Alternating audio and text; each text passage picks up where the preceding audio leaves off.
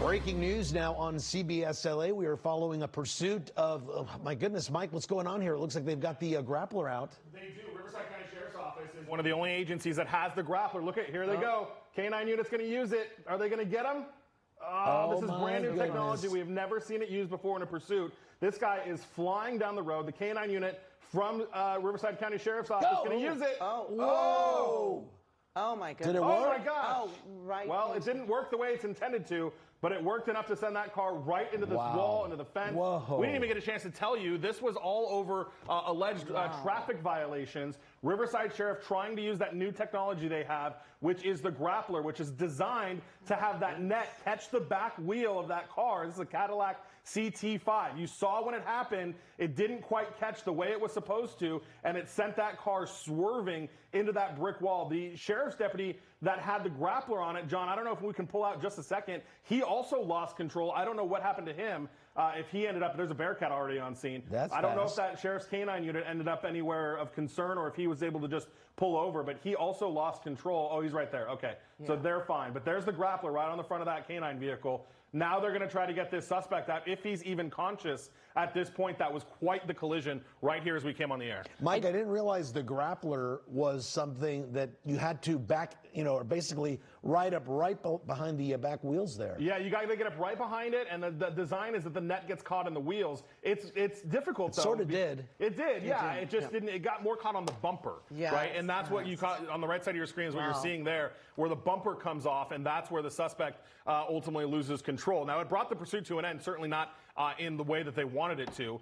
The first time, though, we have ever seen a Grappler be used here live on the air as we're following this chase here on KCAL 9, as the Riverside Sheriff's deputies had been trying to get this guy. They did in pursuit for a long time. I mean, we have been trying to get out here for the better part of 45 minutes, 30 to 45 minutes. There was a standoff portion of this. We had been sitting over it, kind of waiting for it. And then as soon as we came on the air, we did so because the guy started to drive away. And you saw immediately when we came on the air, that is when Riverside Sheriff tried to use the Grappler, a new tool. We were actually out there with them not that long ago, demonstrating how it works. They say it's been very successful. Certainly not the outcome that they wanted, though. Well, Mike, do you know, and I don't want to put you on the spot, how fast can they be going to use this, or how slow? Isn't there like kind of a window? So, yeah, I mean, the slower the better. It just gives everybody a little bit more chance. But when Joy was out there, I believe it was our Joy Benedict who did the story with Riverside Sheriff, they've said that they have successfully done this at over 100 miles an hour before. Wow. So it's not necessarily like a pit maneuver. The problem is the net didn't catch the wheel the way that you would have wanted it to. Watch this, right side of your screen. The net comes under and it catches the bumper. You actually see part of the bumper fly off, and then as soon as the deputy backs out, that's when the car goes off and veers to the left. Here it is one more time, and you'll see, caught on the bumper. He lifts it, and it gets caught on the bumper instead of the wheel. The idea is it gets caught on the wheel, and it gradually slows the wheels down. It doesn't bring it to a direct stop, but there are zip ties, essentially, is probably a better word for it, but zip ties on the under of that Grappler that will slowly brake so that the car slowly comes to a stop instead of kind of slamming it all at once. Yeah, but it did seem like the K-9 officer did back off a little bit because there were other cars coming in the opposite direction, so it seemed like he kind of backed off a little bit until there were no cars heading in the opposite direction, which is a really good thing because we just saw how this car really went out of control and slammed into that wall.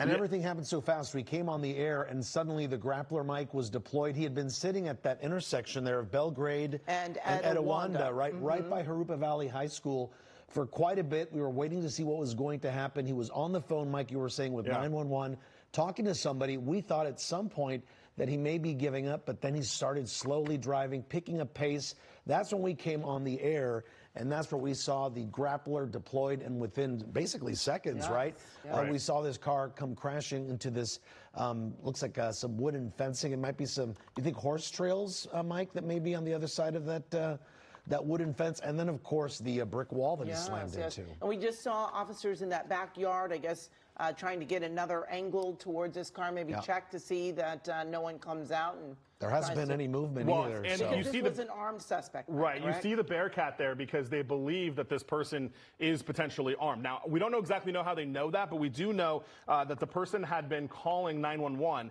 I actually spoke with CHP, who tells me they got the 911 call from him. The guy essentially said he was being chased and didn't want to be chased anymore. And then they realized it was a Riverside County Sheriff's Office chase, and then they transferred the caller over to RSO. So it's unclear how long the suspect has been on the phone with RSO and how long that they were, trying to communicate with the guy. We did notice when we first pulled up and before we came on the air that there was he was on the phone, and we were looking at that and we were trying to determine, was he actually talking on it or not. But we do know that there was a portion where he was talking to 911 from RSO. So what we're going to show you in just a second, I'm going to let the control room get situated here, but we're going to show you here how the Grappler is supposed to be used. I actually just pulled some file out of Las Vegas where they were demonstrating it, and it's the same system here that the Riverside County Sheriff's has. So as soon as we're ready for that, we can show it to you here. But meanwhile, we are waiting for this Bearcat to figure out how they're going to handle this. There's a very good chance that the person inside is just not conscious after a collision like that. I mean, you went through a fence and a brick wall. There is a decent chance here that this person is not conscious inside of that car. So they're going to make call-outs for as long as they can, and eventually I would assume they'll bring SWAT in to try to get this guy out, especially if they have belief that he's armed. And Carlos, do we have that video that we can show people of the Grappler and what it is, the idea that it's supposed to be used? Here, there you go. Okay, so right side of your screen. Again, this is video out of Las Vegas, but there you see how it is supposed to be used. So it catches the tire, and it slowly brings the car to an end here. You stay connected to the police car. And they stay connected to it. And that's got that rope that you see there has some, like I said, some straps that come loose to bring the car slowly to an end. But you saw what we're looking at here. We didn't quite get that ability here of them to be able to get that good grab around the tire to bring it to an end. So that on the right side of your screen is what it is supposed to look like. What we saw here, though, was unfortunately a miss. It looks like he grabbed the bumper, and then that sent the suspect veering into the wall. Wondering if it's the style of car. Maybe the bumper on this car is a little lower. Maybe that's what made it a little bit more difficult for the Grappler to hang on and grab onto those back tires. Yeah, and you've got these deputies that are making split-second decisions in high-risk situations at very high speeds. The smallest little miscalculation could have, made the difference here. It looked like maybe the Grappler tried to come up when it was under the rim, under the bumper rather, instead of under the tire. And it may have the suspect may have gunned it just a little bit at the right time to be able to just pull away from the Grappler just a bit. But you see the significant damage that has been done to that car. The whole front end, the engine is just basically gone. I was going to say, I'm guessing the airbags may have deployed because it makes it even harder to look inside the car, and we aren't seeing any movement right now. No movement at all, but to see that hood up like that, and I mean, really, this Cadillac has just been smashed up there, and the way the tire is sitting, this person may in fact be injured in the vehicle, not able to get out, but because there is a chance that he's armed, officers certainly have to really be cautious about approaching the car to check on the suspect. And Mike, we see them in really certainly the positions. They are ready for anything that the suspect may do. Some of those officers, Mike, they're still pointing their guns. The canine officer there is ready to go if needed. But again, what is happening now? You're saying that they're calling out commands, right? Yeah, they're going to give the driver commands. The problem is look, you got that Cadillac that's heavily tinted. So they're not able to see inside of it. They're going to form a tactical plan. It looks like you already have some RSO SWAT members on scene right there with the Bearcat and behind the Bearcat. They may be waiting for some additional SWAT members before they kind of make an approach here.